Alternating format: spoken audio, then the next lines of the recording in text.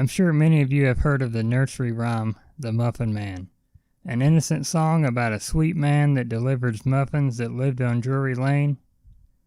In England, it was common for families to have fresh food delivered, much like today's equivalent to Grubhub or DoorDash.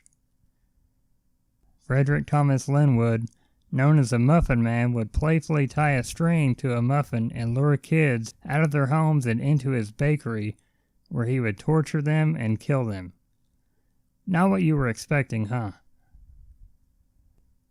But he didn't stop there. During this time, money was so tight and competition was fierce. Frederick took note of this and decided to murder all of his competition. Between the years 1589 and 1598, Linwood murdered 15 children, luring them into his shop one by one. Slowly, word got out about these killings, and parents needed some way to warn the kids of the neighborhood. They come up with a nursery rhyme that kids would sing over and over until they knew not to trust the Muffin Man.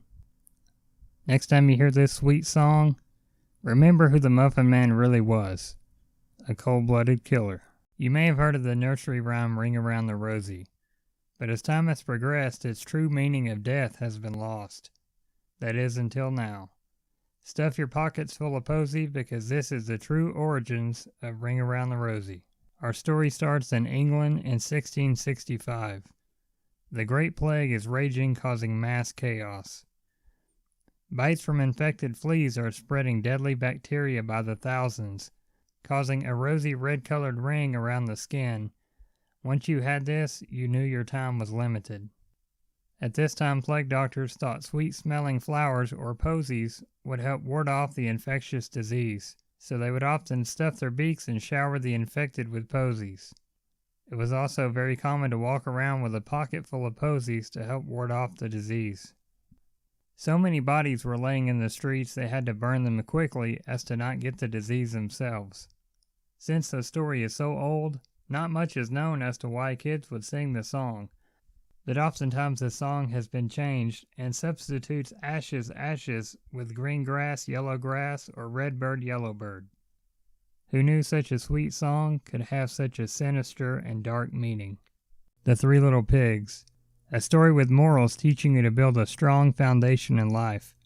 Many versions of the story have surfaced through the years, but I bet you didn't know the last pig got revenge, and the story was much too gory to tell. You're about to hear the real dark origins of the Three Little Pigs. The story of the Three Little Pigs dates back even before the first print in 1840. The traditional story tells of three pigs sent out into the world to seek their fortune. They build a house, each with different materials.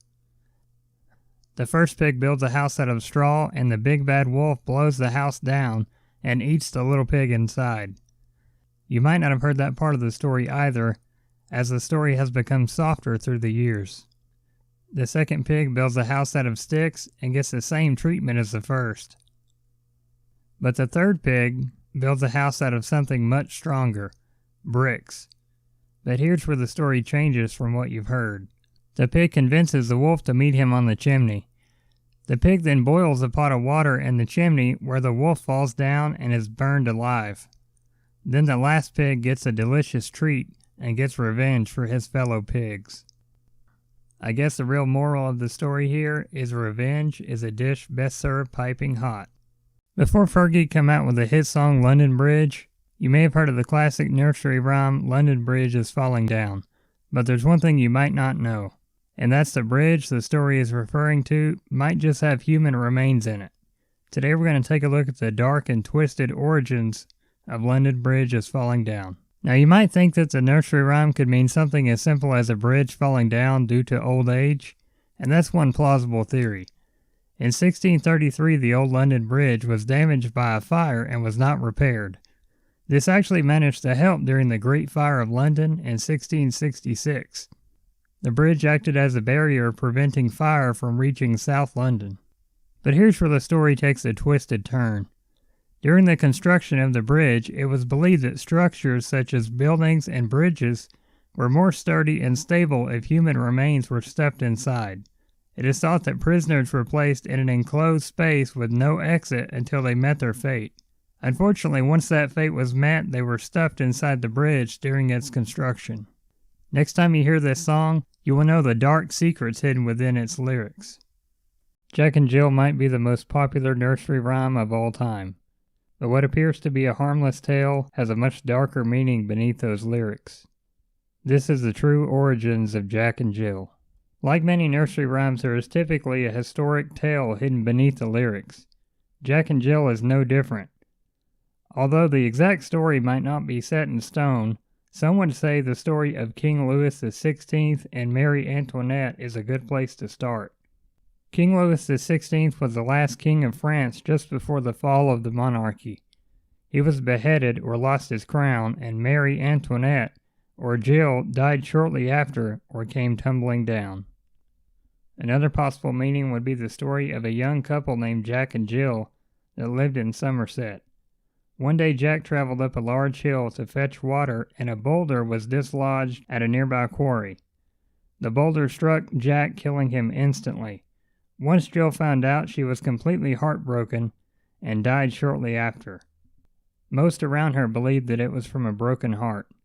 There is actually a real place you can visit called Jack and Jill Hill, with 6 stone markers with lines from the lyrics on them. One thing's for certain. No matter what the origin of the story, there is a dark meaning that is often forgotten. You've probably heard of Humpty Dumpty and, like most, assumed he was an egg. Well, that's what was shown in colorful children's books, but today I'm going to expose the shocking truth behind the little egg that had a great fall. This is the true meaning behind Humpty Dumpty. As with most nursery rhymes, there is often historical events scattered within the lyrics. Humpty Dumpty is no different, but those historical events are far too gruesome for children. Some historical evidence suggests Humpty Dumpty could simply be King Richard III, who in this picture kinda looks like this handsome fella. King Richard III happened to have a horse named the Wall, and upon his death was beaten so severely no one could save him. This representation of the story makes sense, but what about the egg shape that is often shown? Well, there's another version of this story that happens to place the Humpty Dumpty character as a cannonball instead. In Colchester, England in 1648, a great cannon nicknamed Humpty Dumpty sat high atop the town, defending from threats far and wide. Once the town was under attack, and one lucky shot hit the cannon, shattering it into pieces. Humpty Dumpty couldn't be put back together again. Whichever version of the story you believe, neither is the innocent tale of an egg who simply had a great fall. Much like many other nursery rhymes of its time, once you uncover the secret history behind the lyrics, you will always think of the true meaning behind Humpty Dumpty. Rock-a-Bye Baby might be one of the most disturbing nursery rhymes ever wrote. Containing many instances of pure child neglect and horror, it's a wonder it's even still sung to children as they drift away to sleep. If only they could comprehend what falling out of a treetop really means. But this nursery rhyme has a dark story to tell. A story so dark and twisted you won't dare sing it again. This is the true meaning of Rock-a-Bye Baby. There are many instances of Rock-a-Bye Baby throughout history, and one such story is of a family in England who lived in a 2,000-year-old hollowed-out tree. The mother created a special section within the tree to lay her 8 children in hammocks and rock them to sleep. However, one windy day, the branch holding the cradle broke, causing the child to fall to the ground. Another possible origin to the story was Native Americans, who would cradle their babies in hammocks high above the trees. After hearing the lyrics to the song, we all know in both of these instances, the outcome is horrific. As with any old story though, as time progresses and the story is retold, the lyrics can take a dramatic change from one location to another. The first known print of this nursery rhyme was in 1765, but it's very likely that it was around for hundreds of years before that. We may never know what the lyrics were truly about. Some say this nursery rhyme might just be a cautionary tale, telling you that if you climb so high you're bound to fall at last. Whatever the reason, if babies could understand the true meaning behind this nursery rhyme, they would be horrified at what they heard. Is Mary Mary quite contrary an innocent nursery rhyme for kids? I think not. What if I told you it was linked to Bloody Mary, a ruthless queen who murdered all who challenged her during her reign? This nursery rhyme mentions gardens growing, alluding to the many bodies she buried. After all, how do you think the soil becomes so rich? Silver bells and cocky shells refers to the gruesome torture devices that were used. During Mary's reign, she had over 300 people burned at the stake. Though this was barbaric, her father, Henry VIII, killed over 81 people. She must have been carrying on a family tradition, a tradition that they thought would never end. Most nursery rhymes can be linked loosely with real events, but there's no denying the similarities of this one and Bloody Mary. It's raining, it's pouring seems pretty innocent until the poor old man bumped his head and couldn't get up in the morning. Did he think he slept too long?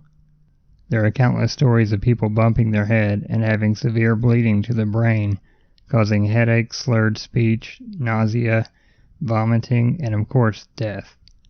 That's the real reason he couldn't get up in the morning. He died in his sleep. We've all seen the creepy Jack-in-the-Box toys as kids, but what if I told you the creepy nursery rhyme that accompanies it would take on a whole new meaning as an adult? This is the creepy true story of Pop Goes the Weasel.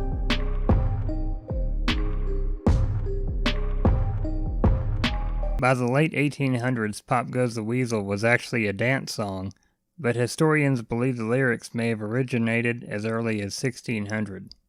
The original British version of the nursery rhyme consists of getting tuppenny rice and treacle or food. This was the equivalent of the cheapest and nastiest food, meaning whoever wrote the song may have been at or on the edge of poverty at the time. The monkey that's referred to in the song is most likely a rent collector or a bank looking for payment. The term Pop Goes the Weasel was used as a slang term for pawning your coat. Much like today, many people tend to dress up when going to church. This was no different back then, as the man was hoping to get their coat out of pawn by Sunday, only to have the monkey chasing him again on Monday, thus repeating the cycle over and over. Turns out Pop Goes the Weasel might be the most relatable nursery rhyme as an adult. Leave a comment and let me know what you would like to see next, and take a look at the other nursery rhyme videos on screen now.